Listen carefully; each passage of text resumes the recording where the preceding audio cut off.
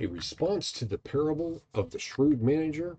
Luke 16:14 through 15. The Pharisees, who loved money, heard all this and were sneering at Jesus. He said to them, "You are the ones who justify yourself in the eyes of others, but God knows your hearts. What people value highly is detestable in God's sight."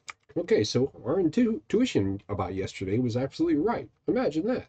Those 2 points about success accruing power and having to serve either God or money, that this is all in this parable are all in a line on the topic of money. And no, I did not look ahead to determine that. I read the word, I listen to the Holy Spirit, and then I talk to you fine people. Now you may recall in 16:1, Jesus was saying explicitly he was talking directly to his disciples, but clearly the Pharisees are not too far away. Trust me, folks, they never are when it comes to Jesus. They are too weak to do anything other than to kind of stay on the fringes and make sure that Jesus isn't like winning more converts. And Jesus being who he is, he's just too Jesus to do anything other than to stay up in their grills. If Jesus had the opportunity to teach people and stick it to the Pharisees, which he did often, he took that opportunity every time. Just couldn't turn it down.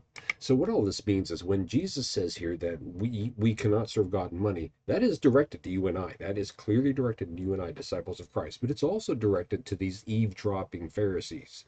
And to further goose these hapless Pharisees, Jesus says it's not just bad, it's detestable. That word denotes something not just morally wrong, but utterly repulsive.